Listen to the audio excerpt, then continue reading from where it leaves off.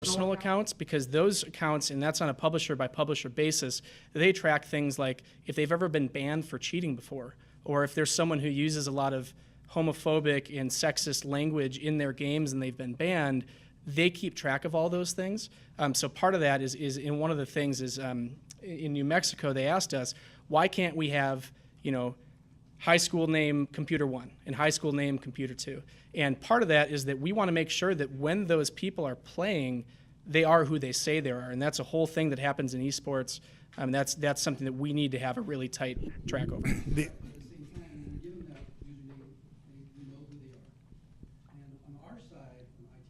Mm-hmm. Track what those students do. Now, if they use a personal account, then it becomes, trying to find a needle in the haystack. Who said what? How do we prove it's wrong? So just something to think about. Yeah, absolutely. No, I appreciate it. Thank you. I get it though, but if they're out there already playing, they've got a digital footprint. Correct. They've left all that out there. So that I think the trick then goes back to the IT folks. How do we get that information shared somehow or overlap where the district can also see, or the school can also see what's going on as well as the publisher? Has that conversation been brought up at all? Well, so one of the big things though is that if you go and you make these new accounts, they're still directly in line with you, between you and the publisher. So you're going to have as much trouble getting data off of that account as you would for their personal account that they're using anyway. So the same problem still arises. Now we can just go and make sure that we have some background on that person to make sure they are who they say they are, and et cetera. Remember, from an IT perspective, they'll be logging into the computer the same way they always do. They'll be logging into the game through the servers and through the publisher's site as their game name. So it doesn't mean they're logging in as a different person into your IT environment. They're logging into your IT environment as who they are as a student. Then they're logging into the actual game and the publisher site as whatever that game is. The other thing that's very important, excuse me, in that regard, is we want to make the games as competitive as we can.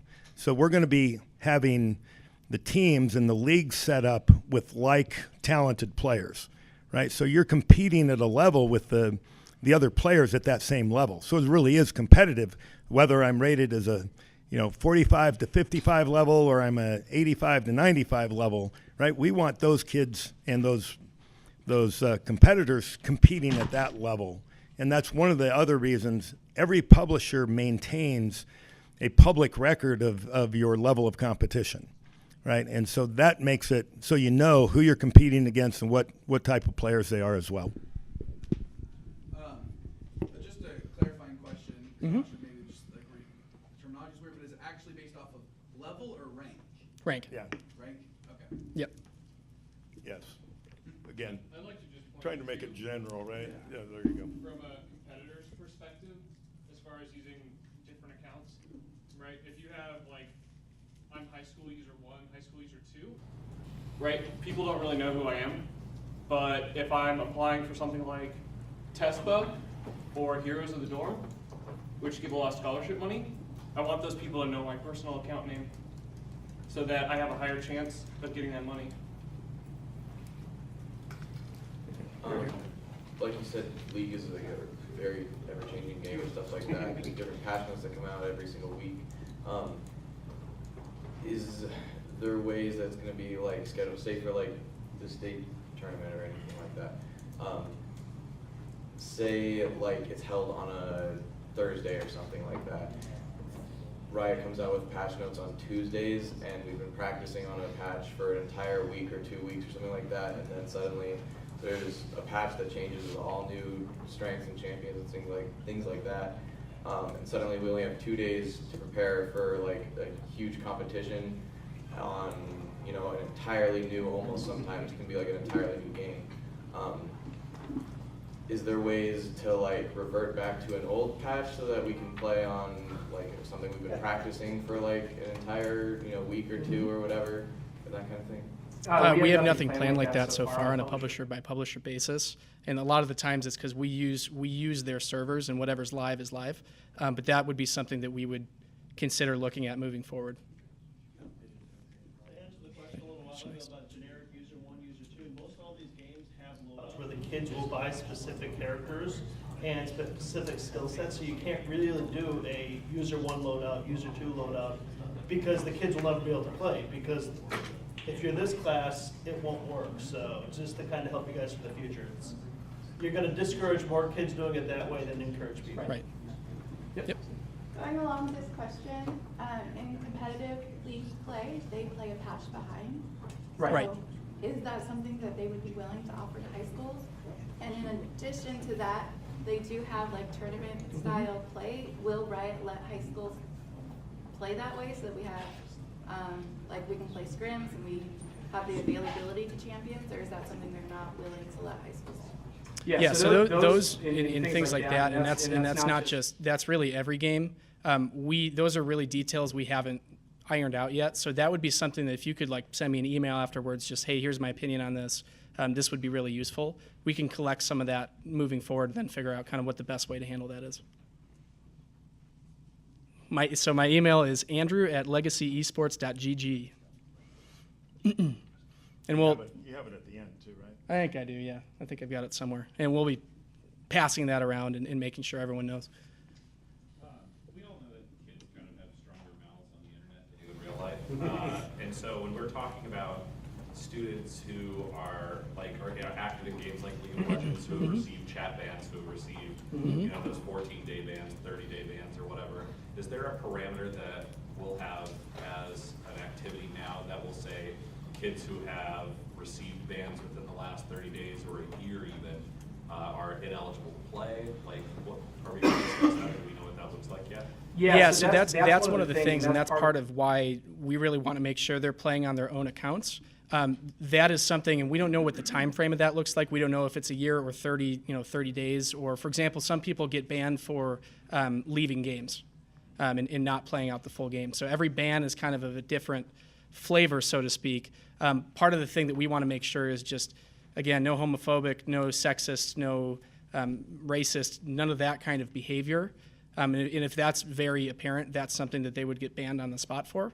But again, we don't know everything about the way they communicate, but we want to make sure that we're there and we're at least listening, and we've got the coach there, and we want to make sure that we do not have an environment that allows anything like that. So if I could ask a follow-up to that Yeah. real quick, are we looking at a localized timestamp, I guess, of their discussions within the game, like if it were during a competition that we hold as an activity for the AIA, or are we looking at their entire history to determine whether or not they're eligible or ineligible?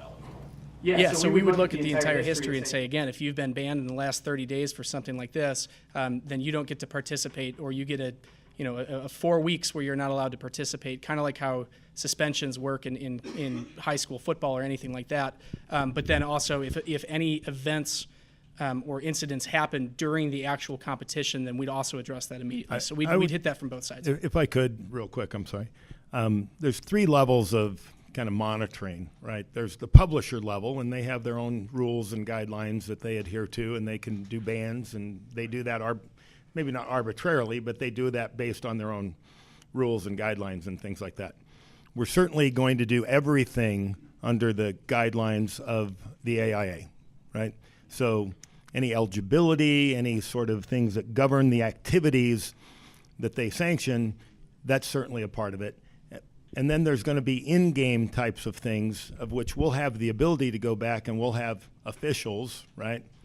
The commish here, we'll have officials that will, go back if there's a challenge, or somebody said, hey, these guys were cheating, or these guys did something, wrong, or whatever. We'll have the ability to go back and monitor that and make a rules decision as part of the officials of the game as well. So there's kind of 3 levels there, which already set a pretty good governance around, how we're going to monitor the games. And just to be very clear about that, obviously the AIA has guidelines, the publishers have guidelines. We are setting a hard limit of things that we do not find acceptable. Anything that's under that limit is not something that we're going to be policing. The reason is because a lot of you that have played online video games, trash talk is just a thing, and it's not the kind of trash talk like, hey, you're something racist or something like that, but like, hey, we just owned you, or we just beat the heck out of you, right? That's the kind of trash talk that we're not going to be there to police that, and we're not going to say what exactly is and what is not allowed. because there's all kinds of ways that can come to be. What we will allow will allow the schools to say, hey, this is something we don't allow. But as Legacy, we're not going to be there saying every single game, every single word said. You know, if you make a little elbow jab out on the soccer field, we're not going to be having a camera over you watching your every move. I have kind of 2 points. So a point and a question here. Kind of go along with that, playing chess in high school, you didn't get up after you beat your opponent and said, I just kicked your, whatever. Right. You shake hands, say, good game. That's right. Anything else, you could be penalized for. Right. And I would hope that would transition to this as well. But I actually had a question though, and that was, when I also played chess in high school, I played in a lot of summer competitions, professional competitions where there were money prizes, and there was actually a few times where I had to reject the prizes I had won because it was considered that if I had won cash, I was considered a professional and not allowed to participate in AIA activities. A lot of students have the opportunities, because anyone can do this, create a YouTube channel or a Twitch channel, create revenue just by having people watch your games online from ad revenue. If students are doing that, will they be ineligible from these games as well? Very good question. So Twitch and YouTube and having your own personal brand. I would, if you've got a Twitch channel and you're making, $10,000 a year in sponsorship or in subscriber revenue, et cetera, I wouldn't consider you to be an actual professional at the game that you're playing. I would consider you to be whether a professional streamer or whatever you want to call that. So that, I would say, you're perfectly eligible to play, and actually we suggest these kids have their personal brands. These are kids that are they're going to be part of the high school esports, and then they're going to want to go to college. And being able to say, hey, I was part of the esports organization, here's my Twitch channel where I make revenue, and I'm a big name streamer, and et cetera, that's great. We want that to happen. That being said, for the games themselves, we do require an amateur status, and we haven't landed on exactly what that dollar amount is per year that they have to be under, but it's going to look something like that, where the kids can't have made more than X thousand amount of dollars in a year and then play in this league. And we have that dollar amount listed, which is $1,000. And again, I'm sorry. So one of the things that we'll keep working with, right, the AIA, and we'll publish these things in the guidelines.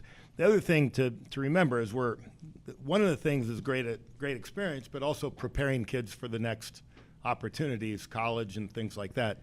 And there will be guidelines for a lot of the competitions in the colleges as this moves forward. So, and we'll be right at the heart of a lot of that. So we'll be able to continue to keep that evolving, and we'll communicate, and that's why Scott's so silent. He's saving up all of his energy for this communication that he's going to be doing with you guys, right? So, great question, though. Yep. So we're in a little of a time crunch, so I'm going to move for a lot of the slides. Actually, you guys have asked many of the questions that are in the slides anyway, so this is perfect. In terms of what a team looks like, again, we just require that there's one coach. Beyond that, the school can have as many teams as they want per game, and there's going to be multiple games. So the idea is that if you've got a game that has 3 players versus 5 players versus 6 players, you get to set up what that structure looks like and register separate teams. But again, you're only paying once per student that comes on board. And then the thing that we also ask for is that per team, we nominate a captain. That could be the coach's responsibility. That can be through a vote of the students. If the students are already playing, we did that in football, and I'd imagine that'd work really well in esports. But we do want a captain and someone who can lead from a game perspective if that doesn't exist from the coaching perspective on each sub-team, so to speak. Question? So we only register each student once, but what if a student wants to play on multiple teams for the same game? So the same game, I would say no, we don't want to do that. The question is, if you've got multiple games, can they play in both?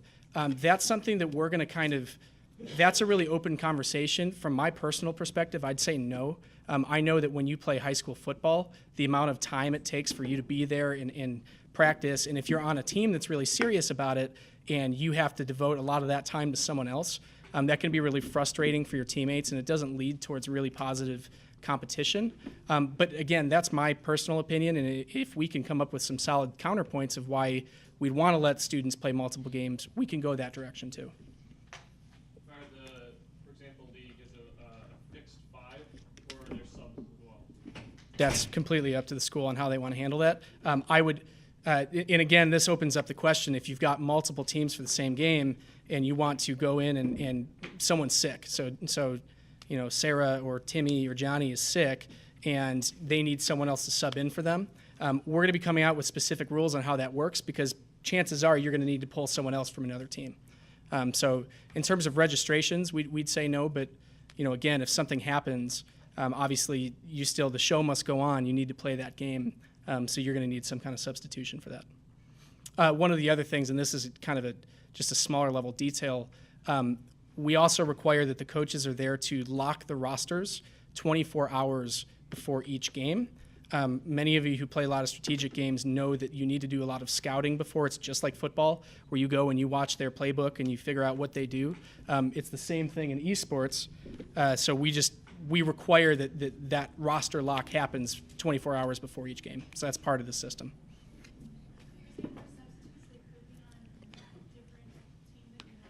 I'm guessing that's the way we're going to have to solve that problem. The only reason that we don't want to say that a substitute has to be specific to a team is that if you're playing that game and you've got a really competitive roster of 5 people, so to speak, you don't want that 6th person to be the substitute who never actually gets to play, because we're erring towards the side of let everybody play. So that's just, again, it's up to the school. If the school wants to have a whole substitute roster, you're welcome to, but this is just sort of a guideline of what we would say would probably be one of the better ways to do it. And that may evolve over time, right? This is, again, the inaugural season, so we may learn a lot depending upon how things evolve and tendencies and things like that. So that could change, and that'll be great. And just like rules in the NFL, right? Every year they come out with new rules. Same with NCAA basketball. Same with every high school sport, right? There's going to be new rules and guidelines and things like that to continue to make it better as we go along. Yeah, and in baseball, you've got a different starting pitcher every day because of physical limitations. You don't really have the same thing in esports. So if you've got a substitute roster, chances are if they're the kind of lower level as compared to the live and starting roster, they probably wouldn't see much play time. So the goal is we want to make sure that every person receives as much play time as they possibly can. Rosters, are we going to be following all the same grade requirements, or failing your after so long of time through AIA's perspective?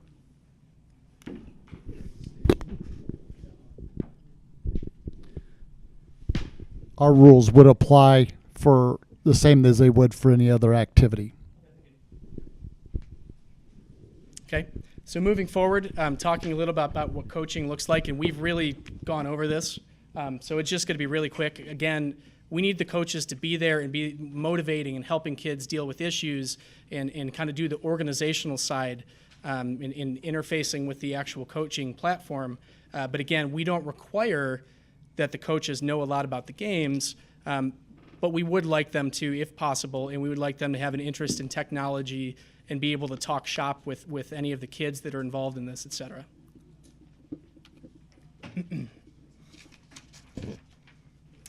This is just a list of what the exact responsibilities would look like for a coach. Again, setting up the practice schedule, whether or not that is at home, if it's in the school, being there to make that decision, the organization of meeting times and announcements, et cetera, and a lot of direct communications with the students and especially the captains, overseeing the student conduct, making sure that everyone's sportsmanship, et cetera, and there's a lot of rules around sportsmanship that's provided by the AIA, but basically enforcing if you hear someone after the game, again, talking trash to the enemy team and saying, hey, you guys are bad, we're good, that's something that the coach may say, we don't want to have that here, and they're kind of there to enforce the sportsmanship behavior like many coaches would be. And then anything else, tournament start times, tournament dates, and then kind of the roster locking that happens before each game. Moving on to the IT side, I think most of you are aware of this from a very high level, 30,000-foot view. To play video games on a computer, you need a computer or laptop. You need a set of peripherals, and peripherals would be a mouse, a keyboard, a headset so that they can talk to each other in game. One of the important things is that if we're all sitting next to each other, you still want to be wearing a headset because I don't want to be listening to the audio coming out of the person's computer next to me. There's a lot of these games have a lot of audio cues associated with them. So there's a lot of things and information strategically you pick up through audio, and I don't want to be listening to the person's audio next to me so that I can get confused. So that's why you would want some of those peripherals. Finally, uniforms and jerseys for our live events. This can be as simple as, if there's any funding issues behind that, you can go a sweet jersey with all the numbers and a nickname and whatever you want to do, or it can be everyone has to wear a red shirt today. So the idea is for any live events, we just want to make sure, if you're a team, you look the part. Question? My students have asked if they'll be able to use their own peripherals. Yes, 100%. They don't have to be school provided. No, they don't. And I think, again, going back to the mitt analogy, I think you'll find that the students who are already playing these games would actually prefer to use their own peripherals. Not always the case, but oftentimes that is the case. Again, we were talking about what the IT and equipment setup would look like.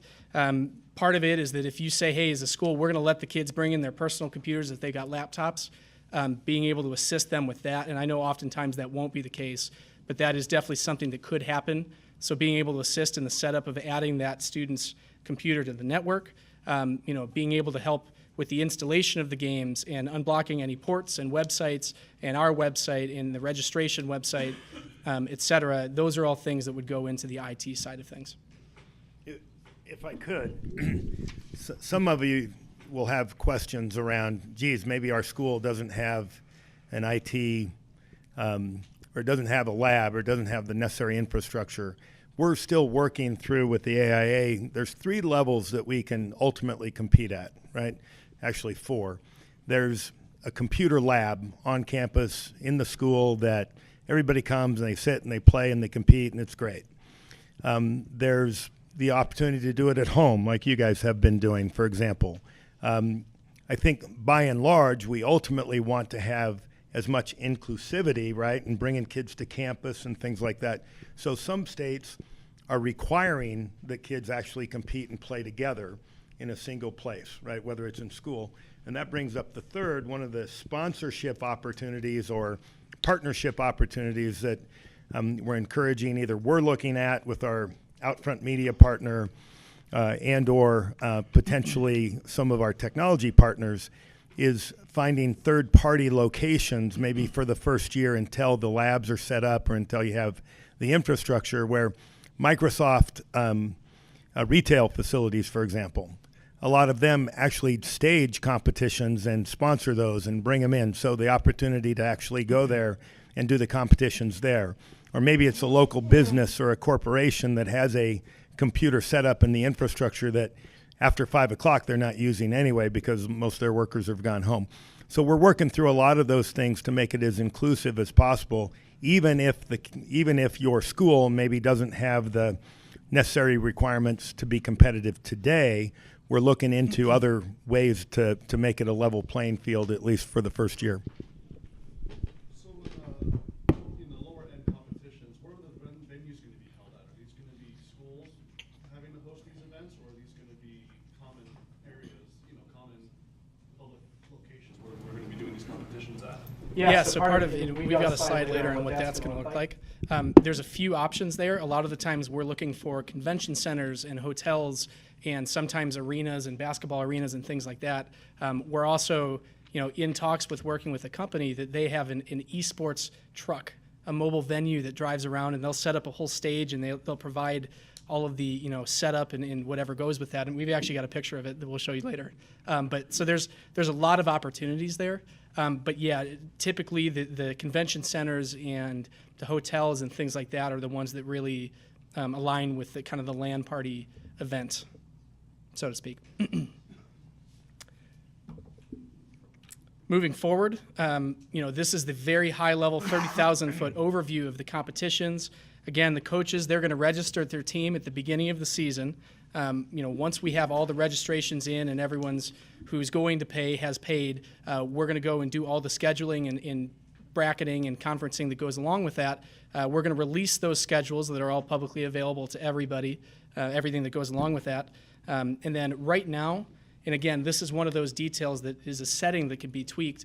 we want the games to be played on Tuesday and Thursday between 4 and 5 o'clock at night. That's our goal right now. And again, if there's one of the big things we've talked about is how do we handle that when there's a number of schools that are on break, for example, and spring break is something that we're going to have upcoming.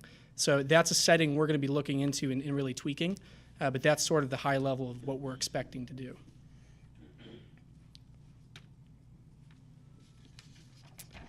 The actual format of the competitions and the leagues, what we'd like to do is for each team, we want to put them all into 8-team conferences. Again, the way that we want to do that is by their publicly available skill rankings averaged per player. The goal is, and the beautiful thing about esports is that, if you're in high school and you're playing high school football, you're generally limited to your regular season play to teams that geographically make sense. So you've got your conference. They're all teams that are within 45 minutes, an hour, hour and a half of you. The beautiful thing about esports is that when you're playing online, that requirement goes out the window. So what we'd rather do is if we're going to be conferencing for regular season play, we want to put them in at a relative skill level. Any of you who've played online video games knows that when you're playing someone who's way higher ranked and you just get completely destroyed, there's just no fun. It's really hard to learn from the experience when you come out of getting absolutely destroyed. Things just fall apart and it doesn't work out for everyone. So we're trying to avoid as many of those experiences as possible, and this is what we've arrived at as a result of that. So the way that the competition works, you got 8 teams in a conference. Each team plays each other team twice. So it's effectively a round-robin style tournament played over the course of the season, 14 games total. And then what we'd like to do is invite the top 2 teams from each conference, and that might end up being top 1 or top 3 or top 4. We want to invite them to participate in the end of season tournament, which is the state tournament, the playoff. And that's the live event.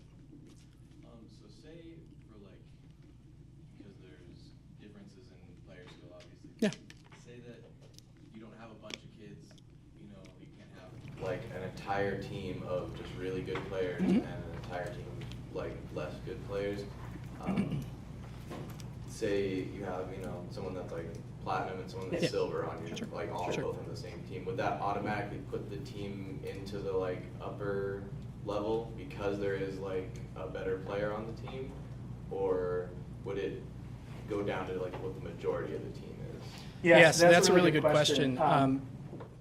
Basically what the question is that when you've got someone who is so vastly better than someone else, the fact that the much better person might be able to make a bigger impact on whether the team succeeds or does not succeed as the lower level person. So when we're doing our skill bucketing, essentially, as we put these teams into conference, are we going to weight the higher ranked person more than the lower ranked person? Right now, we're planning on doing averages. The answer to that changes for pretty much whatever tournament that you're doing. So we want to do the average. So if you've got in any game a platinum ranked player and a silver ranked player, they end up in the gold bucket. But again, it's an evolving thing. And if we really find evidence that says that the higher ranked players really provide more to the team than the lower ranked players takes away from, then we would want to start weighting that upwards, essentially. It's the Michael Jordan factor. That's right. So if you have multiple teams at your school, you Yep. could potentially be in different conferences, going to different tournaments at different times and locations. Is that correct? Remember, you're playing it online. The regular season's all online, so it's played from the school or from home or whatever we ultimately decide to do. So they can compete with, the more ideal set of circumstances, as Andrew has been talking about, is we want them to play in a competitive skill level, right, and make it as relevant and meaningful as we possibly can for that season. And then at the end of the year, when we have our postseason tournament, some are calling it a state championship, some are calling it postseason tournament. It kind of depends. I think the design here is for it to be state championships, right, a state tournament.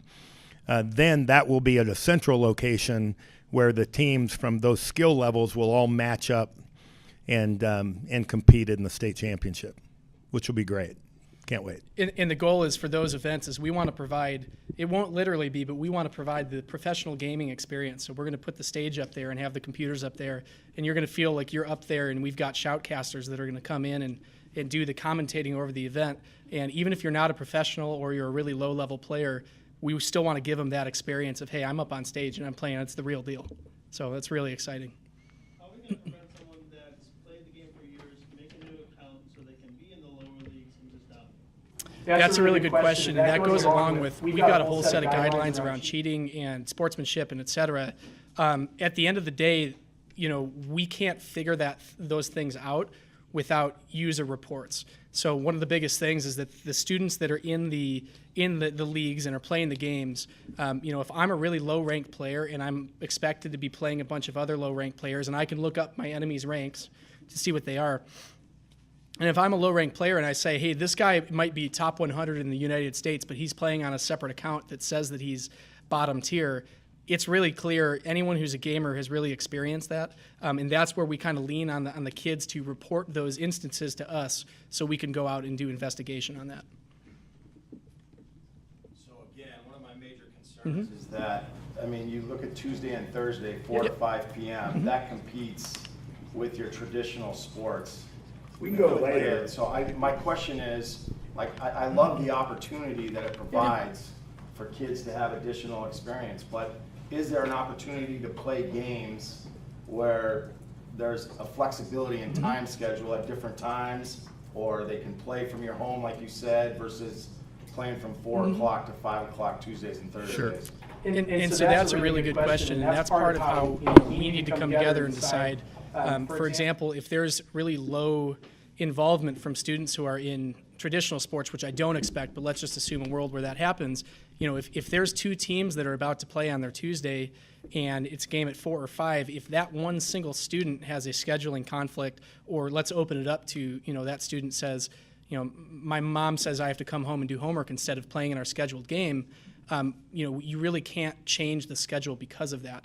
On the other hand, if we find that, hey, we're in the middle of basketball season or baseball season is starting up in March and April, and this directly conflicts with all of the practices, then of course we'll need to move that. So that's why I want to really preface that by saying that the times of the games and how it's going to be played, that is a setting that we get to tweak.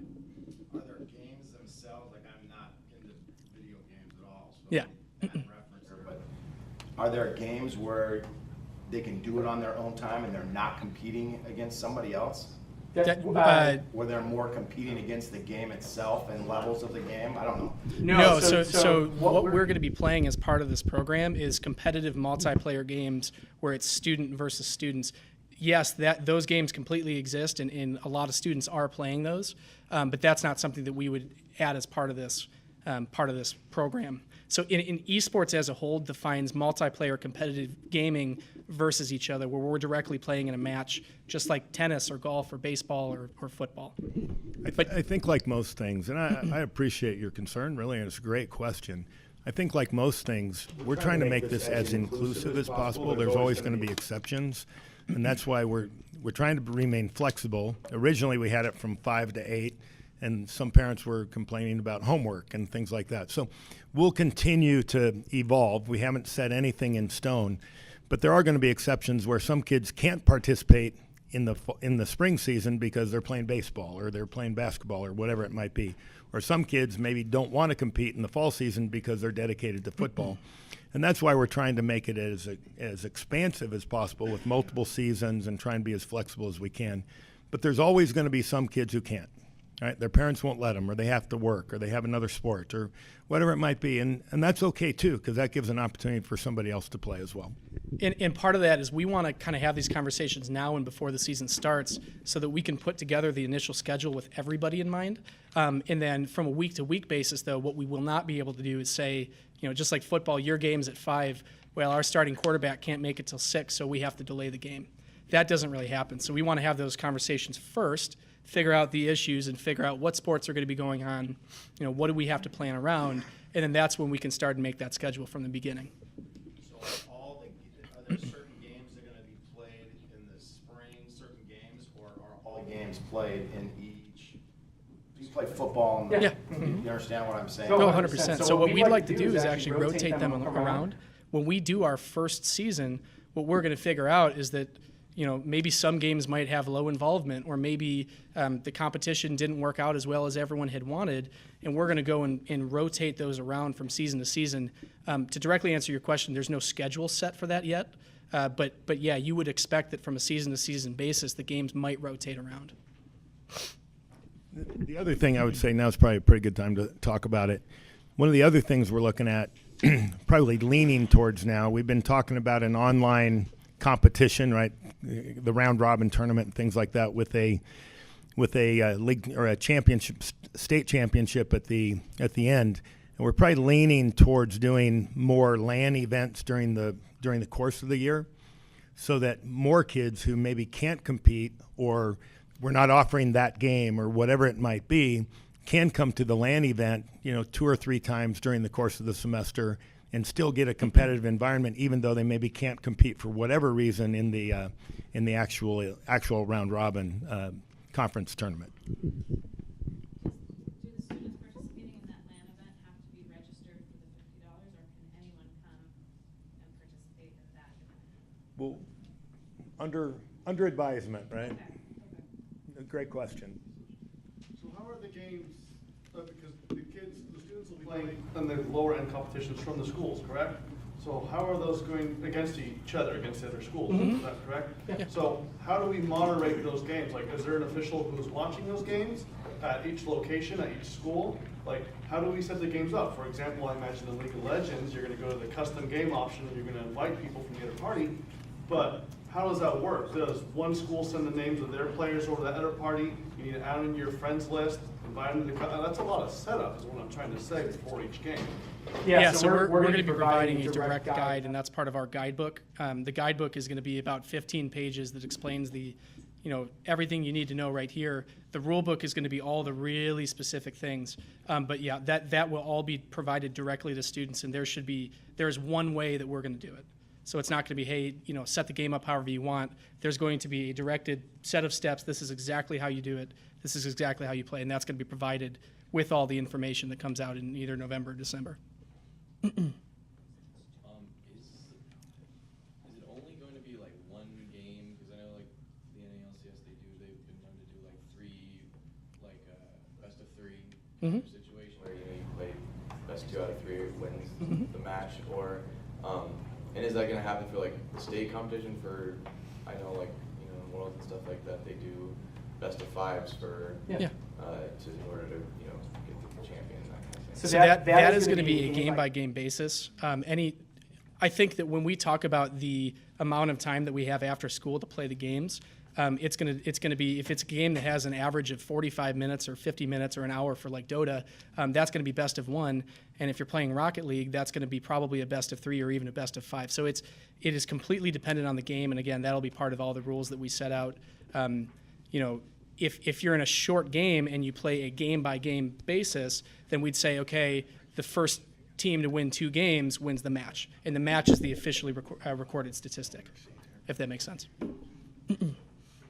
Thanks. Are we? Yeah. Why don't? Time. Yep.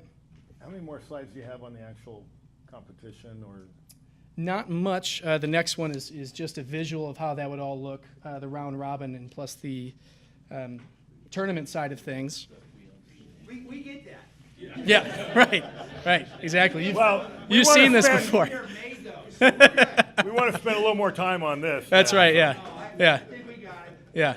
Yeah. No esports. Let's just talk brackets. Number 1, number 2 seed, Yeah. we got it. That's right. Exactly.